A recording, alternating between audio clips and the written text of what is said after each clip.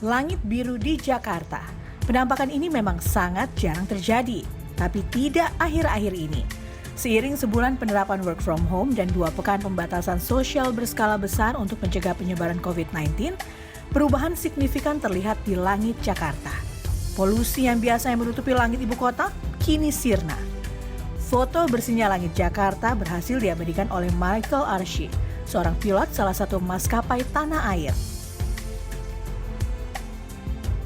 Inilah foto yang dibidik Michael dari kokpit pesawat dalam perjalanannya dari Malang menuju Jakarta di ketinggian 10.000 kaki atau sekitar 3.000 meter di atas permukaan laut.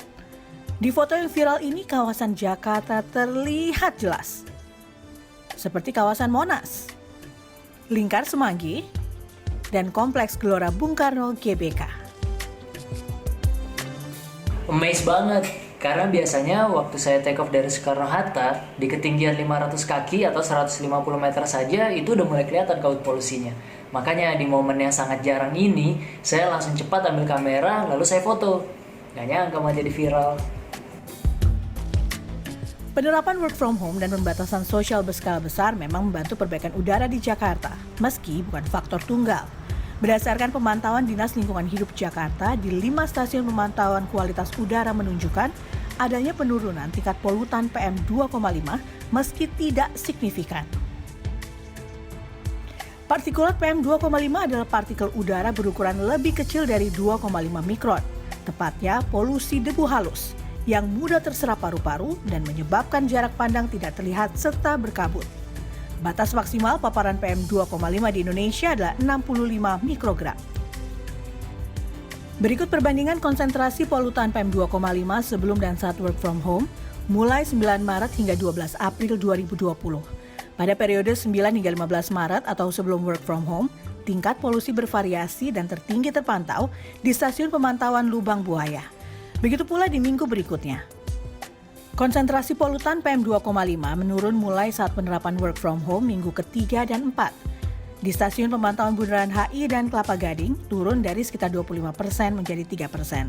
Sedangkan di stasiun pemantauan Lubang Buaya, polutan justru meningkat sekitar 2%. Sejumlah kalangan khawatir bersihnya langit Jakarta hanya sementara. Polusi akan kembali menyelimuti langit ibu kota. Semoga saja setelah situasi berangsur normal, pemerintah DKI dapat menerapkan kebijakan yang memajukan perekonomian dan menjaga lingkungan secara bersamaan. Anur Gewang, CNN Indonesia.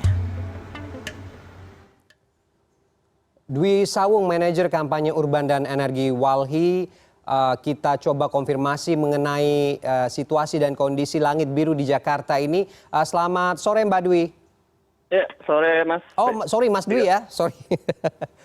Ya, Mas Dwi, tadi sudah mendengar paket berita kita sebelumnya, bagaimana kemudian sejak pemberlakuan WFA hingga PSBB saat ini langit Jakarta menjadi biru begitu, catatan Walhi bagaimana Mas?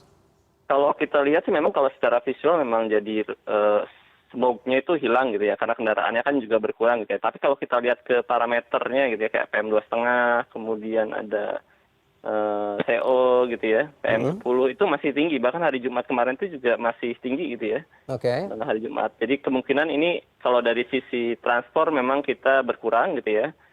Dan ini kayaknya ada industri atau pembangkit yang masih jalan. Jadi di angka yang PM2,5-nya masih tinggi dan ada yang lain gitu yang mungkin menyumbang juga gitu ya. Walaupun secara visual memang si asapnya itu nggak terlihat begitu kelihatan ya? Gitu ya, nggak kelihatan ya. Tidak kasat mata begitu ya?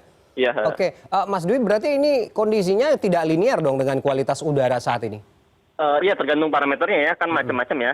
Ada CO, ada NO gitu ya, ada hidrokarbon juga gitu ya. Jadi memang parameternya banyak gitu ya. Tapi memang secara umum memang dia membaik gitu ya. PM2,5 juga sebenarnya kan agak sedikit membaik dibandingkan dengan sebelum ada pembatasan gitu ya. Cuma ya tetap aja masih tinggi angkanya gitu kalau yang kita lihat. Ini pasti ada, kalau kami sih menduga ini pasti ada pembangkit di sekitaran Jakarta yang sampai ke Jakarta atau ada industri yang masih beroperasi di Jakarta dan sekitar Jakarta. Oke, berarti parameternya atau indikatornya bukan lagi kepada polusi kendaraan bermotor begitu ya, tapi lebih kepada industri-industri yang sampai saat ini masih beroperasi begitu. Iya. Oke, bagaimana kemudian mempertahankan kondisi seperti ini? Karena memang walaupun PSBB, work from home, tapi kemudian kualitas udara ini masih seperti ini juga. Apa kemudian rekomendasinya? Kalau kita rekomendasikan sih, kalau untuk yang industri ya memang mau nggak mau memang harus memperketat lagi si baku mutu emisinya ya, termasuk yang untuk pembangkit yang ada di industri juga diperketat lagi kan. Kemarin kan tahun lalu sempat ya ada sidak segala macam yang untuk Jakarta ya.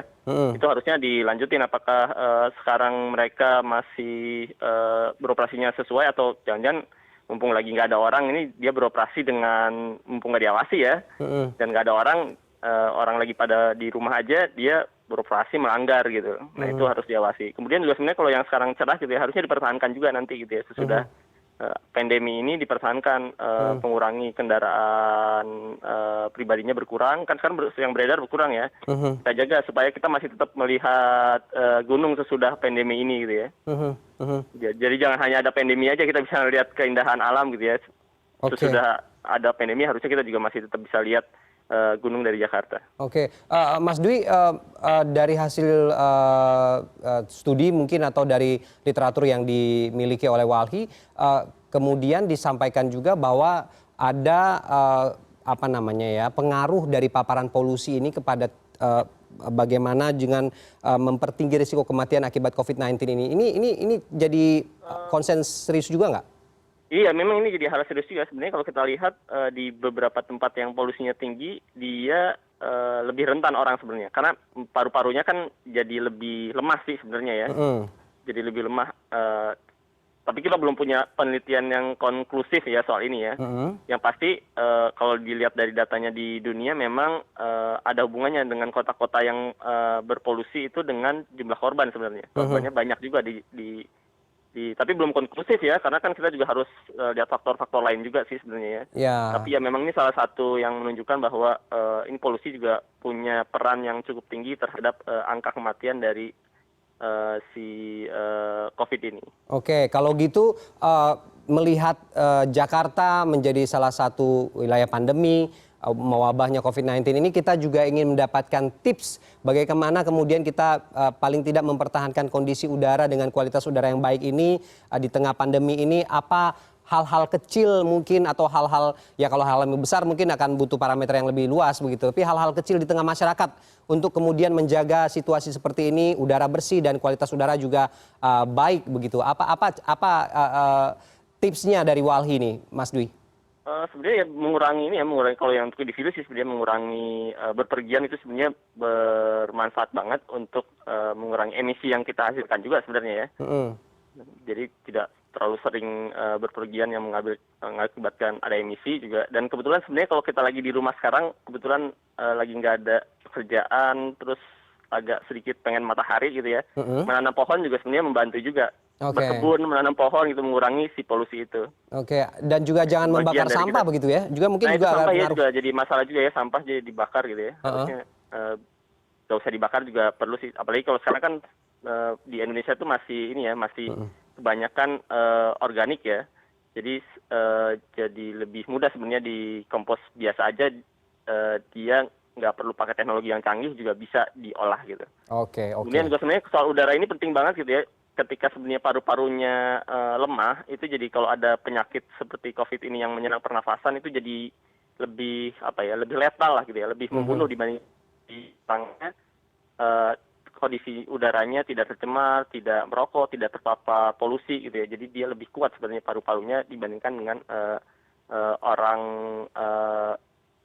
dibandingkan dengan yang udaranya bersih gitu. Oke, baik. Terima kasih Mas Dwi Sawung, tips yang cukup sederhana kemudian ini bisa diterapkan agar kemudian paling tidak di tengah pandemi ini kualitas udara dan langit biru Jakarta masih bisa kita nikmati. Terima kasih Mas Dwi sudah berbagi informasi ke kita sore ini.